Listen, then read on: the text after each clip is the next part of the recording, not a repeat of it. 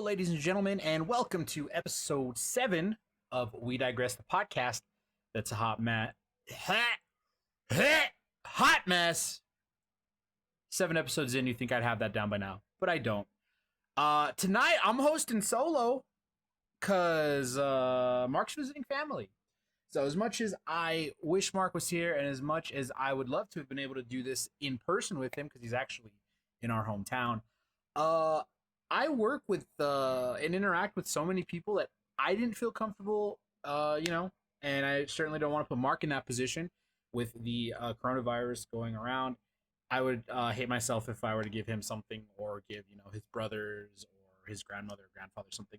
So we're going solo tonight, and that's okay. I put the big boy pants on. We're going to see what happens. It's going to be a bit of a shorter episode this week. There's a couple of big pieces of news that I wanted to talk about, some smaller pieces. So we're just going to go ahead and we're going to jump right into it. First off, this is probably the third or fourth time we're talking about the U.S. Army on Twitch, but we're going to talk about it again. Last week, we mentioned that the U.S. Army was going to be returning to Twitch. And we found out this week, according to Vice, that the U.S. Army esports team will be reinstating access for accounts previously banned for harassing and degrading behavior on its Twitch stream. This is based on what the Army, a representative of the Army, told Motherboard in an email. Quote, the team is reviewing and clarifying its policies and procedures for the stream and will provide all who have been banned the opportunity to participate in the space as long as they follow the team's guidelines. Now, for anybody who is either not in the know or needs a refresher, the U.S. Army esports team started banning people on Twitch when users were asking about war crimes. This was seen as a violation of the First Amendment, as the Army is a body of government, and therefore they are constitutionally not allowed to infringe on somebody's right to free speech. The U.S. Army, of course, cited Twitch's own guidelines as their reasons for going through with the bans, stating that the messages were harassing. But after some backlash from many people in the gaming industry and on Twitch, as well as some pushback from government, apparently they're going to go ahead and reinstate everybody. The only issue is that Jordan Ewell, who was the activist who started the the U.S. Army any percent speedrun ban on their Twitch channel, has stated that he is still banned from commenting within the U.S. Army's Twitch channel.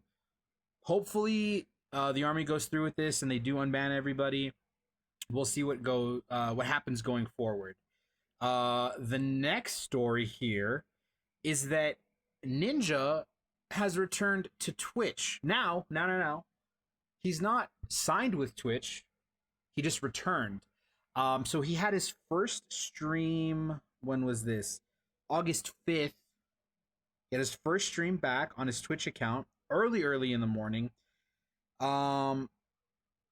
And it was nearly a year to the day that he announced his departure from Twitch and his exclusive signing on Mixer.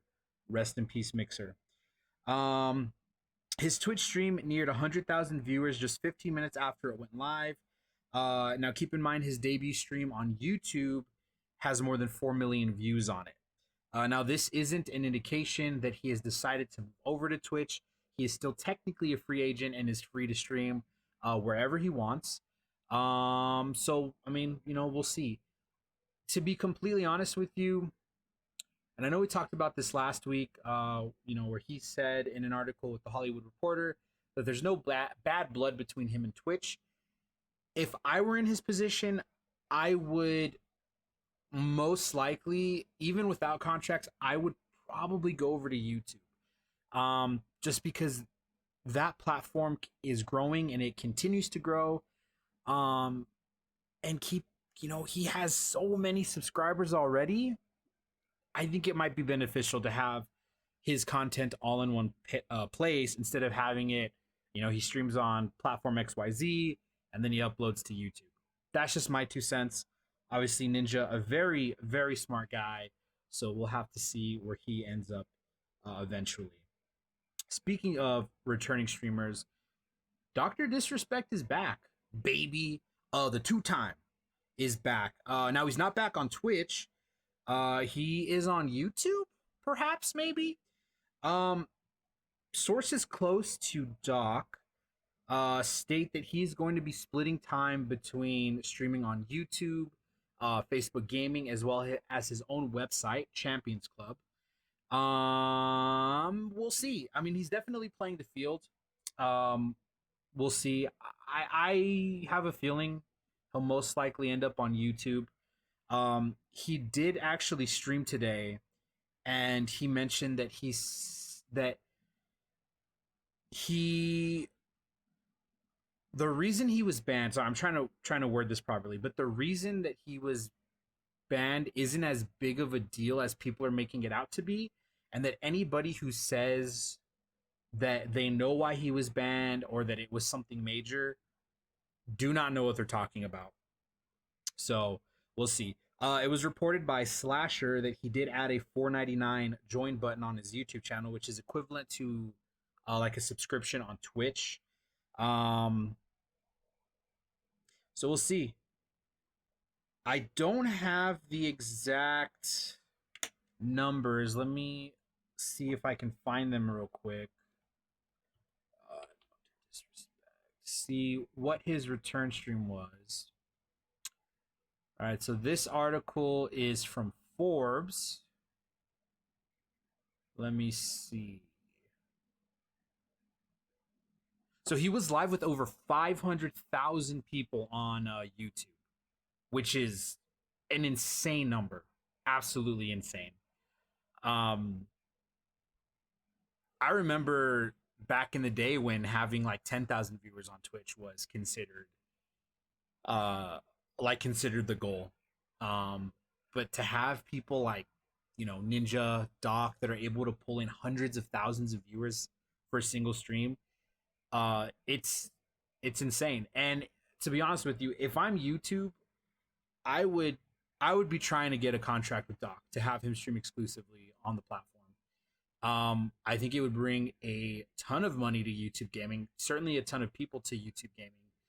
And I feel like the people in charge of YouTube gaming are actually more aware of what's going on and are willing to actually work to continue to grow the platform. Unlike other platforms who've recently closed, Mixer. So again, just like with Ninja, we'll have to see where Doc ends up. Certainly very interesting times in the world of streaming. Our next story comes from Square Enix, as they have announced that Spider-Man will be a PlayStation exclusive character in their upcoming Avengers game, which is due out, I believe, September 4th, if I'm not mistaken. I know that there were some people that are very angry about this. According to an article from The Verge, it's not clear whether Sony paid Square Enix extra for the exclusive character or if this is simply an extension of the movie rights that Sony has long held for the character. To be honest with you, from an outside perspective, as someone who, I'm not a journalist by any means, I don't have any insider knowledge, but I don't think that it is due to Sony's owning the movie rights for the character, because last year Marvel Ultimate Alliance 3 came out exclusively for the Switch, and not only is Peter Parker Spider-Man a playable character, but so is Miles Morales and Gwen, Spider-Gwen, excuse me. So I don't think it has anything to do with movie rights. I think it has to do with the game rights, because obviously Spider-Man for the PS4 was a huge title, very popular, very well done game, exclusive to PlayStation. So I'm assuming that's where the uh, PlayStation exclusive character comes into play. Now, with that said, will there be an exclusive character on the Microsoft side of things or on the PC side of things? I don't know. I don't believe there will be. Um, I was trying to think about possible characters, and there isn't any that like stick out in my mind. You know,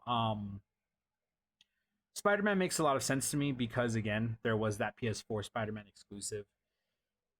So we'll see. I know Hawkeye was recently announced. They've shown off Hank Pym's Ant-Man. I believe they had also mentioned Black Panther joining the game. The only way I could see this being a much bigger deal is if a character like Black Panther was exclusive to like the Xbox version of the game or the PC version of the game. Now, I know that Spider-Man is an incredibly popular character. So to people who don't own a PlayStation, this is upsetting news. Um, but I don't think it's going to be the end of the world. I know that the whole point of the game, much like Ultimate Alliance, is you kind of build out your core team and you can upgrade your characters and whatnot. I don't think that it's going to drastically change the gameplay. Not having Spider-Man in other versions of the game. But again, we'll have to see if Microsoft announces any Xbox exclusive characters going forward. Next up, guys, there's a bit of Blizzard news. We talked about this in episode 2, I believe. The untimely passing of Reckful due to an apparent suicide. Well, Blizzard has now paid tribute to Reckful by adding him as a rogue trainer NPC in Shadowlands in World of Warcraft. According to an article from Wowhead, after his passing last month, thousands of players paid tribute. And of course, we're talking about Reckful here. Thousands of players paid tribute by gathering in Stormwind Cathedral. And let me see here.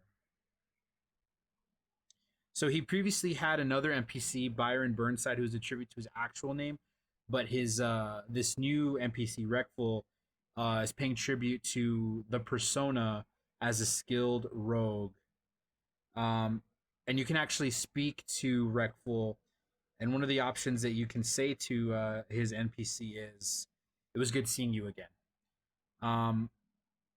For all the shit that Blizzard gets with some of their decisions, they do a very good job of recognizing those content creators in their communities who make who have these big impacts. So I think Blizzard, adding Reckful in as a rogue trainer, I think it's great. I don't personally play World of Warcraft. I have friends who love it. Um, yeah, I think it's great. Good on Blizzard for doing this. This is probably one of the best moves that they've made in recent times. So if you are a WoW head, you like playing World of Warcraft, you can definitely visit Reckful in game, which is incredible. We are going to have some other Blizzard stuff that we're talking about later, but right now we're going to touch base on Animal Crossing helping Nintendo make a shit ton of money. This is an article from The Verge. Nintendo posted their earnings for the April to June quarter, and it was extraordinarily high. Operating profits were up 428% year to year. Let me see here. This Switch sales were up 166%.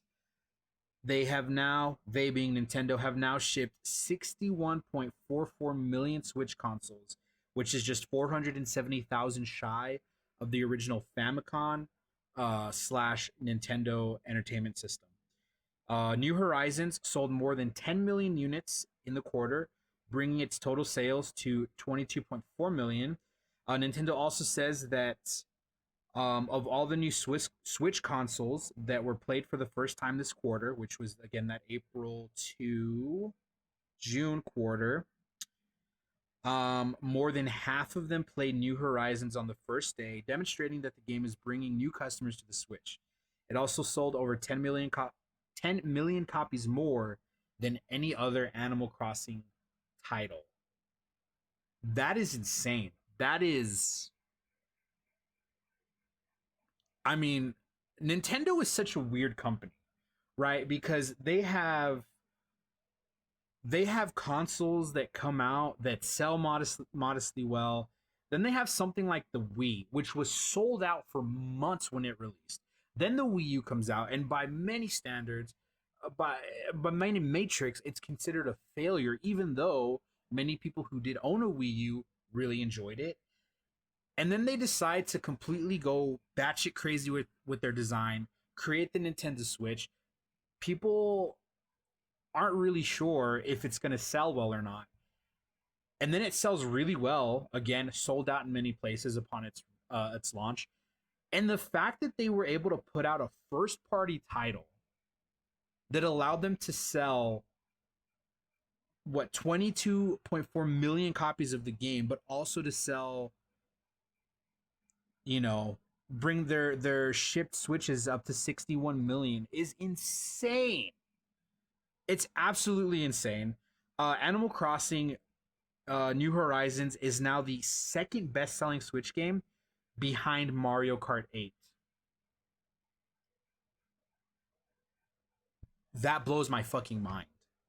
Like, Nintendo, even though they were affected by production and by shipping due to the coronavirus, the fact that they were able to still sell that many consoles and that many units of a video game is astronomical. Nintendo bringing in the money, but somehow their first party games never fall below like $50. So Nintendo, I don't know what the fuck is up with that. Run a sale every once in a while. I'm just saying. You know. The article actually goes on to talk about Ring Fit, which is still having troubles with production due to the coronavirus, which I know that's a game that a lot of people were excited about. People who are able to get their hands on it really enjoy it. And now, unless you want to pay like 160 on top of the MSRP for it, you're not really going to be able to find it. So, there you go. That was some quick news. Those were the smaller stories that I found very interesting this week. Now we're gonna move into some news that when I read, I was like, I had to get on my old man soapbox when I read these articles, and I'll probably do it once I get through the next two pieces. So be prepared for that. YouTube prank stars, the Stokes twins, charged with felony after a fake bank robbery video. Alan and Alex Stokes, 23-year-old twin brothers, best known for posting prank videos to their YouTube channel, which they're posting prank videos to YouTube, so really not that surprising that something like this would happen. They have each been charged with a felony related to a fake bank robbery, the aftermath of which was recorded and posted to their YouTube channel last October. And this is according to the Orange County District Attorney's Office. The two brothers falsely presented themselves as criminals to an Uber driver and other random bystanders, who they then implored to give them clothes, rides, and other forms of assistance in a way that South California authorities say broke the law. Quote, "These were not pranks. These are crimes that could have resulted in someone getting seriously injured or even killed," Todd Spitzer, the Orange County District Attorney, said in a statement. Law enforcement officers are sworn to protect the public, and when someone calls 911 to report an active bank robbery, they're going to respond to protect lives. Instead, what they found was some kind of twisted attempt to gain more popularity on the internet by unnecessarily putting members of the public and police officers in danger. The brothers have each been charged with one felony count of false imprisonment affected by violence, menace, fraud, or deceit, and one misdemeanor count of falsely reporting an emergency. According to the DA's office, they could face up to 4 years in prison if convicted on both counts. The video shows the brothers at one point explaining the prank to a police officer who tells them that there are more than a dozen officers who were called to the scene that was ultimately over a false report of criminals on the run. Quote, "This is what is going to get someone potentially hurt. We have people stopping in the middle of the street because they're watching this. Guys pulling off ski masks, throwing stuff on the ground, and changing clothes. Think about what's going on nowadays. Think about it. You've got to be smarter than that. You know better," another officer says. "You're absolutely lucky you didn't get guns drawn on you." Now listen, I'm going to assume that these are young dudes. I hope that they're not more than like 22, 23 years old. But this is absolutely fucking disgusting. Disgusting. I don't understand how anybody with half a brain cell would have heard this idea and said, "That's good. That's YouTube gold." And the sad part is, it probably was YouTube gold before it got taken down. You know, I I remember growing up, and this is me on my soapbox, my old man soapbox. I remember growing up being on YouTube and being like, "What are these prank channels?" And it was like, "Oh, fucking mommy makeout day gone sexual." And it's like, how the fuck do you go from that to like, we're gonna pretend to rob a bunch of people and hold an Uber driver at gunpoint, and thinking that that's a great idea? Like, the whole point of a prank is, you know, you have that gotcha moment, right? Where it's like, "Hey, I got you. Gotcha." And instead what these guys are doing is they're fucking holding, again, I mean, yeah, it's not real, but like, the Uber driver doesn't know that. The people in the streets don't know that. All they see is these fucking idiots in ski masks with weapons. How are you supposed to react to that? Right? Police officers could have drawn their guns on them. If they were in an open carry state like Texas and they did this, a random citizen could have pulled a fucking gun on them and shot them and claimed self-defense, and they'd be injured or worse. I just don't get it. I just don't understand. Right? When I think of like a prank video, like a good prank video, I think of one that I saw recently, right? Where these two dudes are in California, they're at a beach, and they're literally just walking around asking people if, you know, they want masks. They have a box of masks. They're going around, "Hey, do you want a mask?" And they're having conversations with people, right? It's a wholesome video with a wholesome prank, right? You're trying to have that gotcha moment with the people who are refusing to wear masks. They're not hurting anybody, right? People are getting upset at them, but they're not hurting anybody. They're not pretending to kidnap somebody. Like, I even think about Sam Pepper when he was a huge deal on YouTube, and he had that kidnapping prank. I just don't understand how anybody in their right mind thinks that these things are okay. Now, granted, a lot of these old school YouTube pranks are fake, by all accounts, 100% fake. But it's still the fact that you have a lot of eyes on you, and you put these pranks out, and people are going to think that it's okay for them to do it. And especially okay, again, this happened last year. But if somebody were to see that like today and try to do something like that, especially in today's climate, it's just completely unacceptable. Absolutely 100% unacceptable. I hope that they're punished to the fullest extent of the law. They're probably not going to. They're going to be. They're most likely going to get a plea deal, maybe do some community service and call it a day. I hope that they learn from this, and I hope that going forward they realize that you should probably think things through before you do them. We'll see though. I don't have a lot of hope for people on YouTube who are pranksters.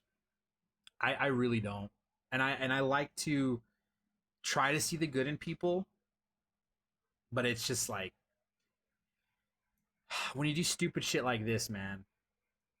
I really I really can't defend it. It's just absolutely disgusting. I'm gonna get off my soapbox now, and we're gonna move on to another piece of YouTube news. And this time, it is that the FBI raided Jake Paul's home in California. Now, for those of you who don't know, Jake Paul, I think the founding member of Team 10, is a YouTuber. His older brother uh, was, I believe, maybe did they both start as Vine stars? I don't quite remember. Uh, Also, I'm blanking. What the fuck is Jake Paul's older brother's name? Logan Paul. Uh, Logan Paul, another YouTuber, who's had his own share of controversies in the past. Jake Paul, though, seems to be on a whole nother level. Uh, his home was raided by the FBI in connection to a mall riot in Scottsdale, Arizona. So last month, Jake Paul and a few of his friends were at a mall in Scottsdale where a riot was occurring, and they were recording it. Now they claim that they were just documenting the experience, though other people say that they were taking part in the looting. So this is in connection to that riot. So the FBI raided the California home of YouTube star Jake Paul. Agents removed several objects that look like firearms. That's the other big one. From Paul's home. The Bureau is investigating allegations of criminal acts surrounding an incident at an Arizona mall in May. So, excuse me, it wasn't last month. It was a few months ago. What else? A second location in Las Vegas was also raided in connection with the investigation. This home, though, was owned by Arman Izadi, who is a friend of Paul, who was also connected to that incident at the mall. And then police in Scottsdale say, let me see here. The Scottsdale police filed misdemeanor charges against Jake Paul in June for his alleged involvement, as well as against Arman Izadi and a third person, Andrew Leone, though they did drop those charges so that the FBI could take over the investigation. The charges are being dropped so that a, quote, federal criminal investigation can be completed. No arrests have been made or are planned, according to a Los Angeles spokesperson. Now, if he owned guns, like, whatever, it's his right. It's his constitutional right to own guns. Now, I'm going to assume that whenever the FBI is dealing with an investigation like this, a federal investigation, it's common practice for them to remove firearms from the house. I haven't read anything or any reports that they were illegal firearms. So, we'll give them the benefit of the doubt, say that they were legally purchased and that the FBI were, taking them as part of, precaution during the investigation. Now, I mean, Jake Paul, he's another one. Whether you love him, you hate him, he's done some controversial stuff in the past. Most recently, he held a party in his mansion in California. No one was wearing a mask. I know that the mayor of Calabasas, where he lives, said that she was very disappointed that he did that, especially considering the good that he's done for the community. According to her, he helps with mentor youth in the community. So we'll have to see what happens with that. I just thought it was interesting to bring up, considering the Paul brothers are so big within the online space, and again, let's hope that they learn from these mistakes and don't do stupid shit. That's just my 2 cents. Granted, I'm some random dude on the internet, so you know, listen to me, don't listen to me. Just my opinion, you know. Moving away from the YouTube news, uh, let's touch base on some news coming from the world of Overwatch League. And actually, we'll get to that right after a quick commercial read. Commercial read? Sponsor read. Words are hard. We'll see you guys in about 60 seconds.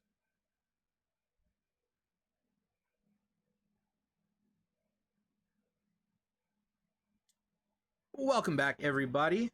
Thank you for bearing with us during that sponsor read.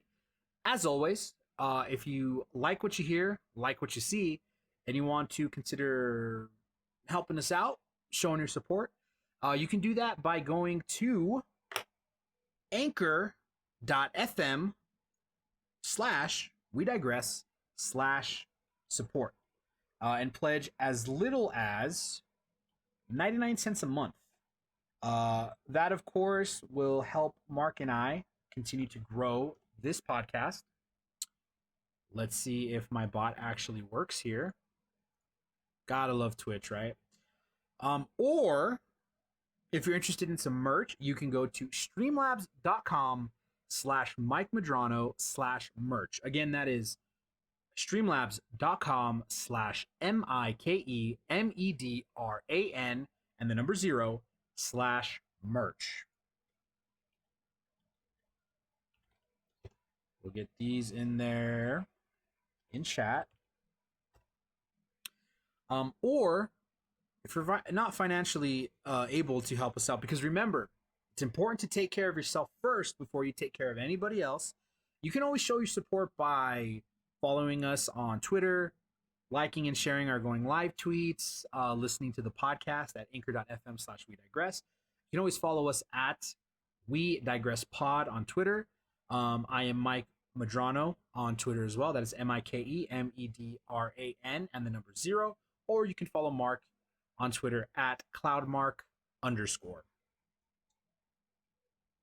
All right, ladies and gentlemen. So going into this next bit of news, I don't know if anybody here watches Overwatch League. When it first came out, I was super into it. My favorite team being the Dallas Fuel, which, to be honest with you, it's really hard being a Dallas Fuel fan. When they went into the inaugural season of the Overwatch League, they were by many people considered one of the best teams in the entire league, and they were the favorites to win like the entire season. Of course, Dallas Fuel being owned by Team Envious, who Team Envious's Overwatch League team was one of the best teams. I'm sorry, just Overwatch teams was one of the best teams in the world. That entire roster, of course, signed with Dallas Fuel.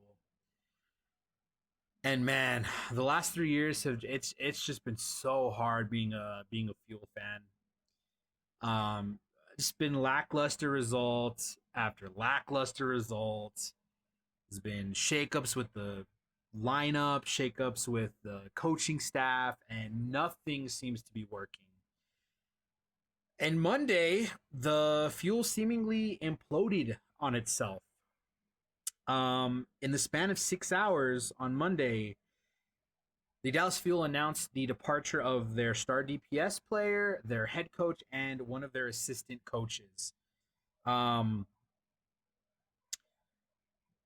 So head coach Aaron Arrow Atkins and assistant coach Louis Tickety LaBelle Wong were let go, as well as DPS player Decay.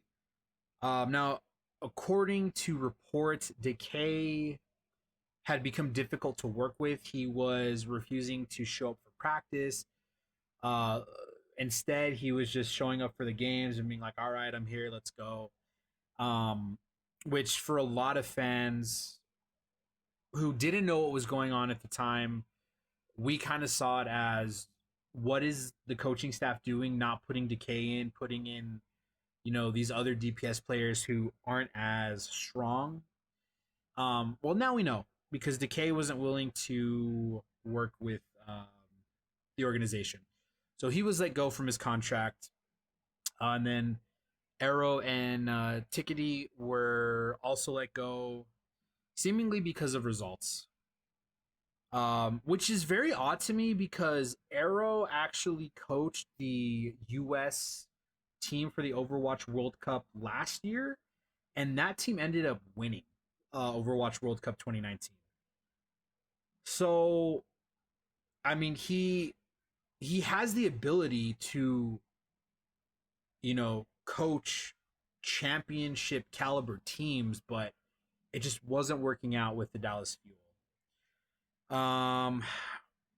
So now instead, Kim Yongjin is named the interim head coach.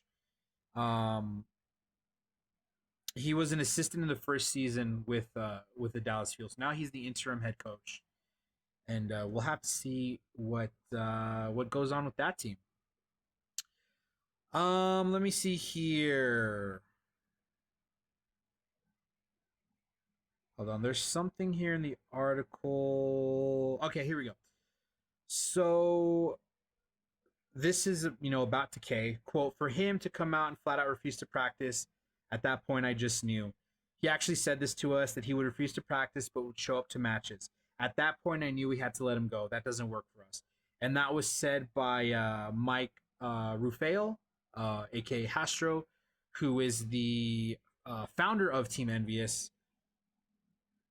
This isn't the first time that a player on the Fuel a young player has had issues with this org.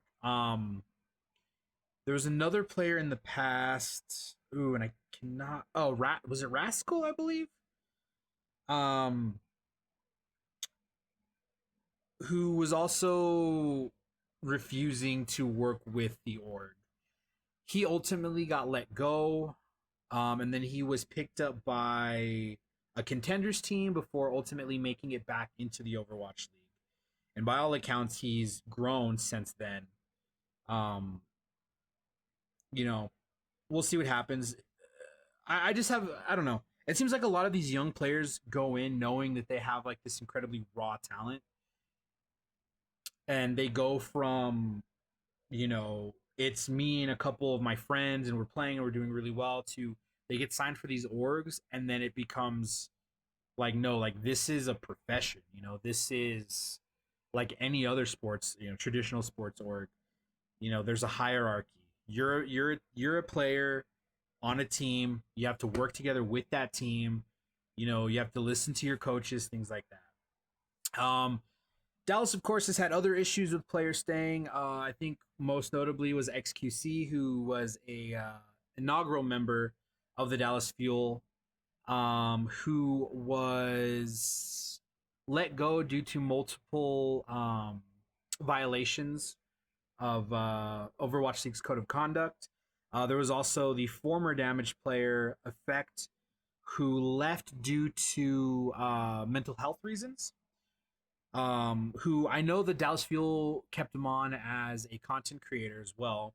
And then, yes, here we go. It was Rascal, who had a short stint. Rufael said Effect had a lot of personal things going on in his life, and different things that happened that prevented him from playing. It's a completely different situation. Rascal was being very difficult, but I think Rascal actually learned from us and went on to have a successful career, which is great. We're happy to see that. Again, Rascal going to a contenders team before signing on an Overwatch League team for a second time. Not only that, but you have other star players like AKM, who hasn't logged any hours this season. Zachary, who actually recently left to join FaZe's Valorant team, as well as Taimu, who I believe is also left the team to pursue a Valorant career, if I'm not mistaken. So there's that. We'll see what happens with that shakeup. hopefully they can turn around and produce results. I'll be honest with you, I haven't really kept up with Overwatch League this season. I kind of got to a point with it where I felt a little burnt out by not just the league, but just the game in general. I was putting so much time into it that I just kind of, I don't know. I haven't played it in months. At this point, I'm kind of just waiting for Overwatch 2. So hopefully the Overwatch League will be able to turn itself around, because I know by many accounts it's a little sluggish right now. Due in part to COVID-19, but also due to a lack of interest in the game. Another story coming from the Dallas Fuel, and this one bothered me a lot, to be completely honest with you. The Dallas Fuel released their support player Jonathan Harry Hook Trajador Rua. The reason this one stung so much for me, to be completely honest with you, Harry Hook, he's a Spanish player.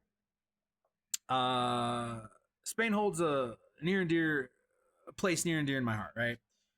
Never been there. That family, they came from there before they, came here to America. So I often joke around, that's the homeland, right?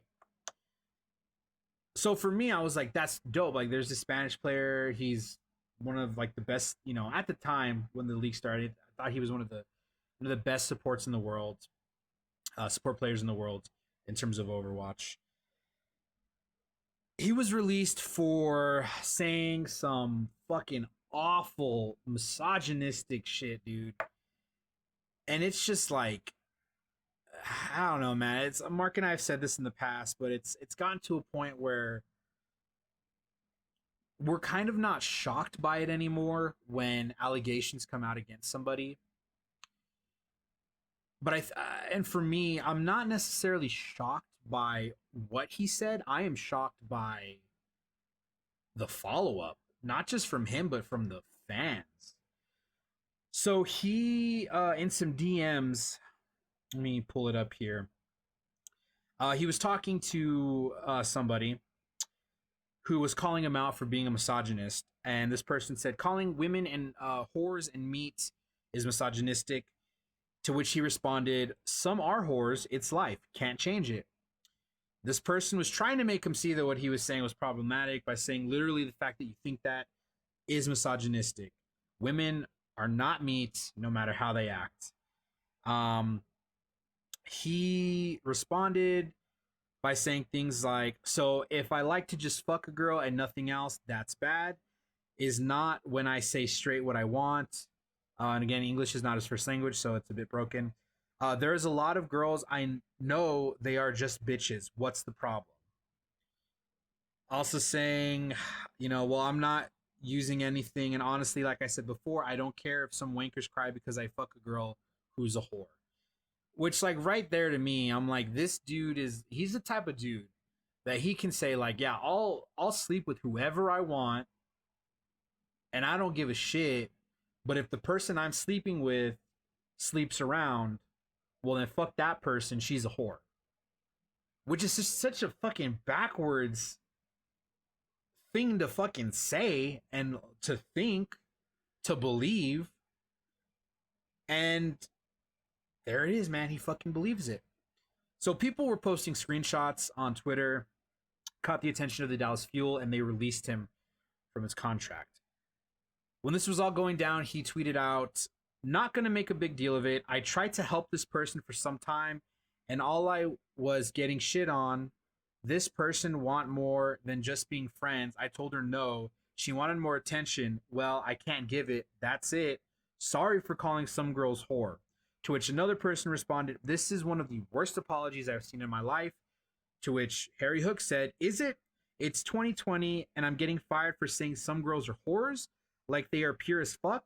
You never did anything wrong? Fuck off.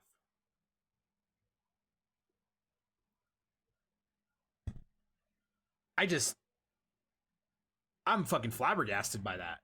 I just don't understand. Look at it. Okay. Let me try to put this in perspective. It doesn't matter if you're a pro gamer or if you work a 9 to 5 desk job. Okay. When you are employed by a company, there are certain things that you cannot say. For example, I work retail. If I were to say half the shit that he said, I would be fired. So it shouldn't be shocking to anybody that him saying these things is what got him fired. Okay? For him to say that he got fired because, he called somebody a name is like, it's fucking bonkers to me because he's the type of person that is not willing to take responsibility for his actions. He didn't get fired because somebody got offended. He didn't get fired so that nobody would get offended. He got fired because he said some sexist fucking shit that at any other fucking job, whether it's retail, a desk job, whatever, would get you fired. And dude, when I saw this, and I quote tweeted it and I replied, doubt he saw it. I doubt anybody saw it. I don't give a shit, right? It's the internet. I can scream into a void if I want. He didn't get fired because somebody got offended. He got fired for being a misogynistic piece of shit. And that's it. That's the reason. It doesn't matter if it was something that he said publicly or he said it in a DM. Again, let's go back to like the desk job or retail analogy. If I'm having a conversation with somebody and it's a private conversation, and in that conversation I say something sexist or misogynistic, and somebody overhears that and they report me to HR, what I have said is grounds for termination. No questions asked. I can't use the defense of, oh, well, I wasn't talking to that person. It was a private conversation. No. It's grounds for termination. You fucked up. You said some incredibly inappropriate things. You're facing the consequences. And it's like I said when I sent out my tweet about it. I said, and it's true, you're a grown-ass man, not a 12-year-old boy. Learn from it, grow the fuck up, act like an adult. And that's really it. That's really it.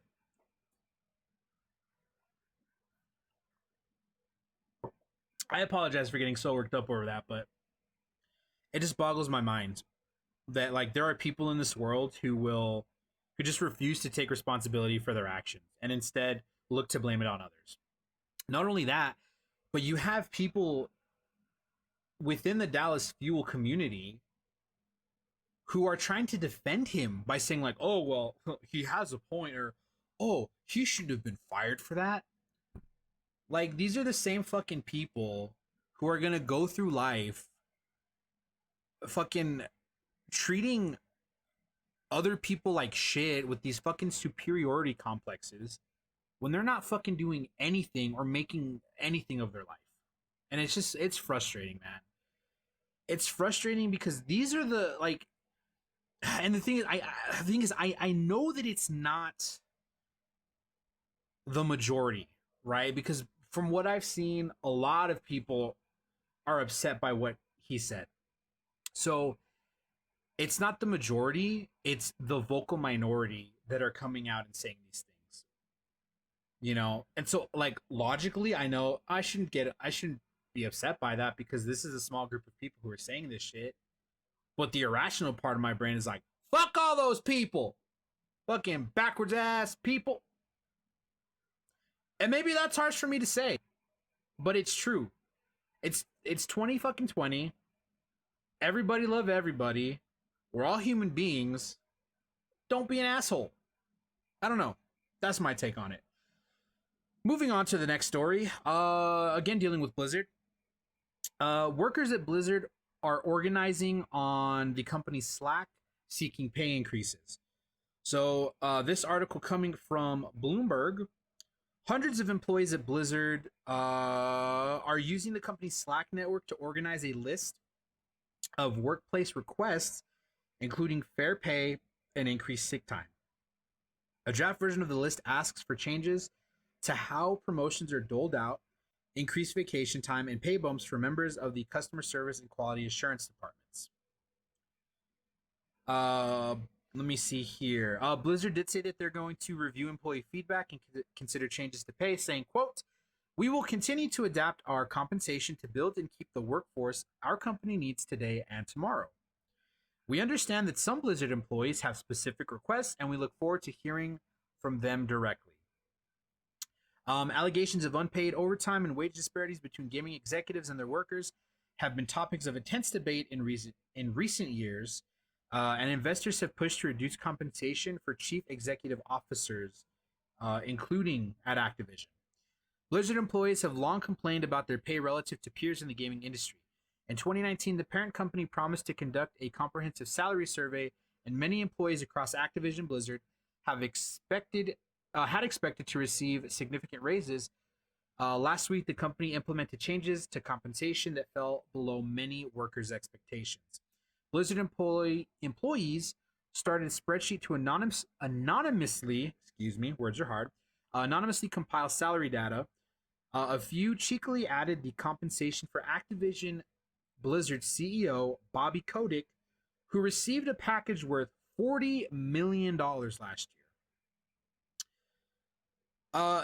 According to former employees who left the company, they got significant pay increases as high as 100% after leaving for a comparable position at a different company. And we saw tweets about this as the news broke. Many former Blizzard employees coming out saying that the only way they were able to receive more pay was by leaving the company and pursuing a career at another studio. Workers did say that some are being paid below $48,000 a year, which is less than half of the median household income in Irvine, California, where Blizzard's main campus is located. On Tuesday, Activision Blizzard reported second quarter revenue of $1.93 billion, but said economic uncertainty could end the surge in video game demand. Of course, anybody who's been paying attention to the video game industry during this period of COVID would know that there has been an incredible increase in sales of consoles and games and peripherals during COVID-19. So, I don't know, man. It seems like Blizzard is kind of just putting out the PR statement saying, like, yeah, we'll take a look at it, but will anything get done about it? Who knows? It's sad, honestly, especially when you're putting that much time and effort into a game, and if you're having to work overtime but you're not getting paid for it. One, you should be compensated. Two, it's probably illegal. Probably. I don't know. But, we'll see what happens there with Blizzard. Speaking of other game companies, Riot released a statement saying that they're going to be taking the week of August 10th off to disconnect, to make sure that they're not cramming more into the following week. They're going to be shifting some patches around, and they are going to be staggering the way that employees are taking a week off. So that way that stuff can still be running smoothly for us gamers while the rest of Riot is taking their break. In other Riot news, Riot has established a global deals council and ethics committee following that very controversial sponsorship announcement last week. That sponsorship, of course, was with Neom before it was swiftly dropped about 6 hours later. This article coming from ESPN. The establishment of the Global Deals Council will come with a new internal deal tracker that will provide company-wide transparency for all business development and sponsorship deals occurring in Riot's global operation. The council will feature representatives from the global esports team, Riot's social impact division, Karma, and its legal and diversity and inclusion teams. The council will answer to Riot Senior Vice President Mark Sotosanti and the head of corporate and business development, Brian Cho. Quote, the intent is for all of us to have a voice, to raise a flag, and for that to be followed through, according to Riot President Dylan Jadeja. Apologies for that. That department, will also be responsible for formalizing and reinforcing the deal evaluation framework. The separate ethics committee comes after the company consulted with its board of directors and outside advisors. Employees were told that the committee will be involved in evaluating deals, discussing company direction and philosophy, and evaluating relationships the company holds with global partners. Riot CEO Nicola Laurent and members of his executive team apologized for the breakdown in communication and process that led to many riders across the globe feeling unheard of. Now, here's where we find out about how this deal actually went forward. So, the potential deal between... Sorry, I just punched the mic. I apologize. The potential deal between Neom and Riot was brought forward by Lagardère Sports and Entertainment, French agency. I apologize. I don't speak French. I know I butchered that name. The agency is responsible for league, European Championship sponsorships and sales.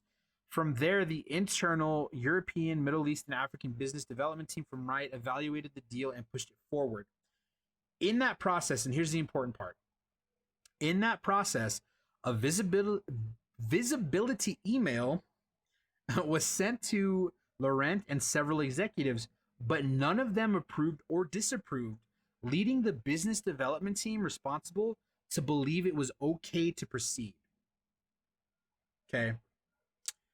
Now, in a call, Laurent outlined that the global esports team did not have veto power over the decision, which is something that Riot hopes to mend with the establishment of this deals council. So, again, the deal was brought forward. You know, the higher ups were emailed about it. Didn't say yes, didn't say no. Didn't say no. So it was pushed forward. Yeah, I don't know, man. I feel like if it's a big deal like that, you should maybe wait to see what your higher ups have to say. I don't know, man. That's just me. So now we know how the deal came into effect. And of course, Riot made good on their employees by revoking that deal and establishing these two councils to evaluate this stuff going forward. In other Riot news, League of Legends World Championship is going to be held in Shanghai starting in September. Now, obviously, there's a global pandemic going on, and many traditional sports leagues paused play for a couple of months, and many are coming back. MLB is back, NHL is back, NBA is back. NFL should be coming back in a few weeks, though the NFL did cancel all of their preseason games. You have, like, the MLB, for example, 29 players and coaches and staff have already tested positive for coronavirus. In the NBA, you have players in a bubble, and this is in Disney World. So basically, they're on the Disney campus. They're not allowed to leave. They get tested every day. They're required to wear masks, temperature checks, things like that. So it'll be interesting to see what Riot does in this situation, because they haven't actually announced what precautions they're going to be taking.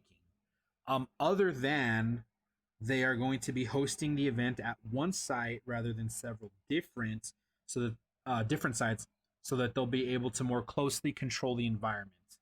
That's all we really know about what Riot's plan is at the moment. They're going to rely on local guidelines to decide whether to allow in-person audiences in for the finals. So if that happens, tickets are going to go on sale Quote, we continue to use the guidance from various health organizations and local and national authorities to prioritize safety for our players, fans, and everyone involved with bringing Worlds 2020 to life, Riot said in a statement. And again, other leagues have started with a slew of protective measures in place. MLB is playing in front of virtual audiences. NHL is piping in fan noise. Again, the NBA has their bubble city. We'll see. I mean, we'll see what happens. Again, Riot has not detailed what precautions it will be taking to protect players at League of Legends World Championship 2020, or whether they'll be confined to a bubble. We'll have to see what happens with this one. I think, man, as excited as I am for like NFL to start, as excited as I am that the NBA is back, I do think that it's a bit irresponsible given the current state of the world. It'll be interesting if they take the NBA approach and they have the bubble city in Shanghai and they're testing players every day, taking temperature checks, things like that. I could see it working. I do think though that part of the precautions are they are going to have to put the stations at least 6 feet apart from each other. And I mean like the team stations. So when you're on main stage, you're going to have that separation, that social distancing. We'll see. We'll see what happens. I think if they do go forward with it, they shouldn't allow people in it. I think that's the one thing, as like, don't let people in to watch it. As much as that's going to suck to not be able to play in front of a crowd, as much as it's going to suck for fans to not be able to see their favorite teams, their favorite players play, I think it's just a smart, safe thing to do. Don't let people in. Make sure you're testing daily, and we'll have to see what happens from there. Just a few more stories before I shut my trap. Thank you guys for listening, for watching. Though this is the solo queue episode. Again, Mark is visiting with his family. Didn't want to pull him away from that, but I also didn't want to skip a week because I'm stubborn as hell. This next story involves Tencent, the parent company of Riot. They are planning to create a $10 billion streaming giant.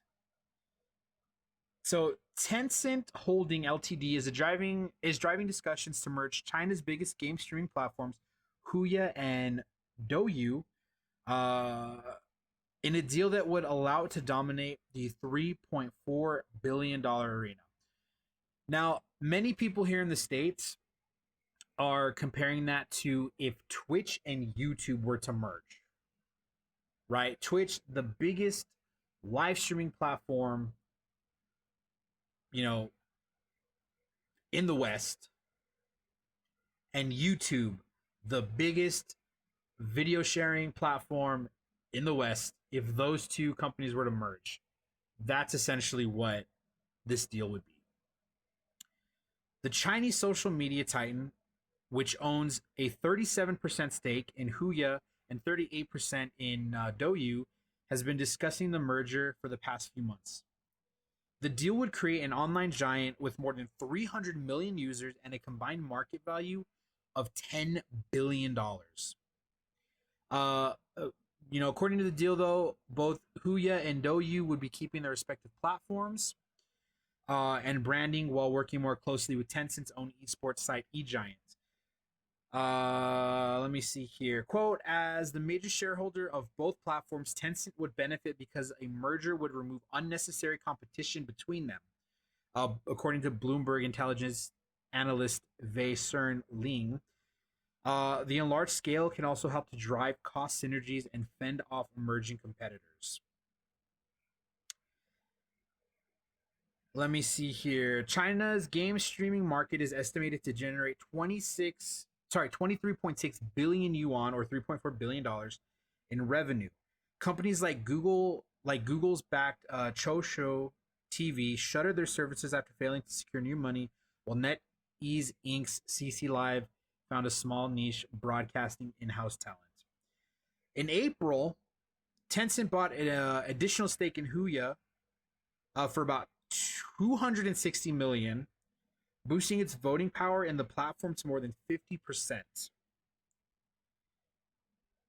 So Tencent taking over the world, one, but I think everybody saw that coming. Now, as I was researching this story, some news broke last night. Some really big news.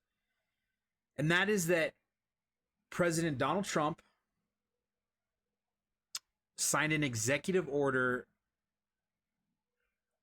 that banned dealings with Chinese owners of consumer apps TikTok and WeChat. One of those parent companies is Tencent. Now, for those of you who don't know, there's been a lot of concern in the US over TikTok and whether or not data from American citizens was being taken by the Chinese government, though many professionals suggest that the data they're gathering isn't any more dangerous than the data that Google gathers on you or that Facebook gathers on you. Microsoft is trying to buy TikTok here in the US. So this executive order was signed, and many people in the games industry initially were freaking out. Hold on, guys. I gotta pause real quick. Papa Frito 26. Are you who I think you are? To the audio listeners, I am talking to somebody in chat. So the reason that this was such a big deal for people in the games industry is because Tencent has stake in a lot of game companies, right? So they outright own Riot Games. They own 40% of Epic Games. They have stake in Supercell, Activision, Blizzard, Bluehole, Ubisoft, in Reddit, Discord, obviously Huya and Douyu, Grinding Gear Games, Frontier Developments, Paradox Interactive, Funcom, Shark Mom, Fat Shark, and Kakao.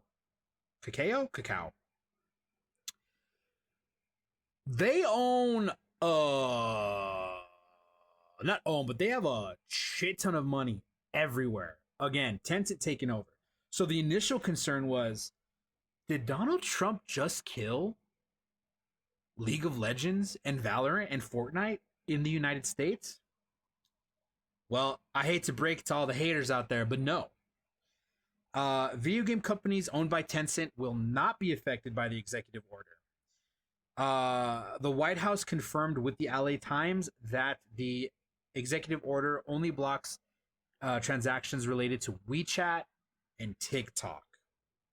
So no, unless something crazy happens in the next 45 days, which is when this executive order is supposed to come into effect, all you Fortnite kids, all you League of Legends bros, all you Valorant pros, you guys are good.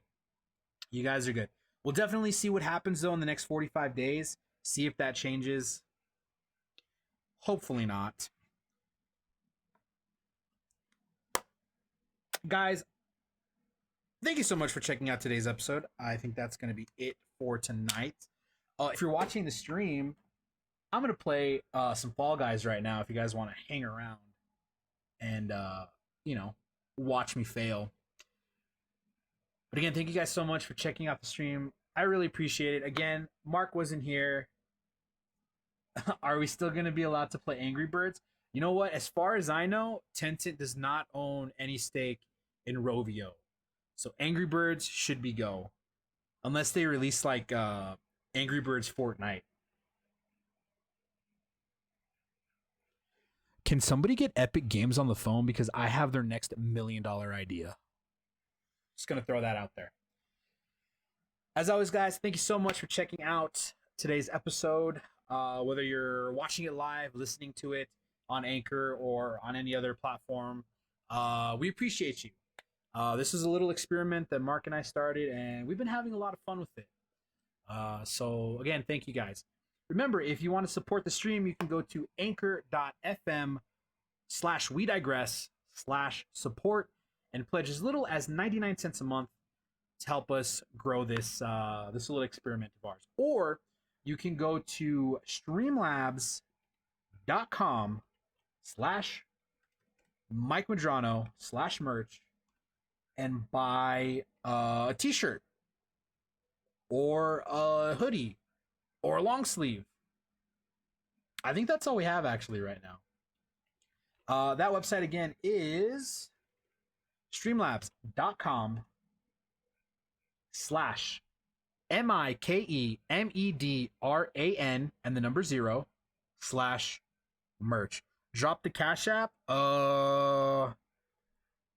My Cash App is Mike Medran 0, the same as everything else. MikeMedran 0. Listen, I'm not saying I'll send you some feet pics if you send me something on Cash App, but I might send you some feet pics. I don't know. As always, guys, you can find us on Twitter at We Digress Pod. You can find me everywhere. I am Mike Medran 0, MikeMedran and the number 0. And you can find Mark at Twitch and on Twitter and on Instagram. On Twitch, he is CloudMark27. On everything else, he is CloudMark_. Thank you guys so much for checking out tonight's episode. I super appreciate it. I'll see you guys next time. Goodbye.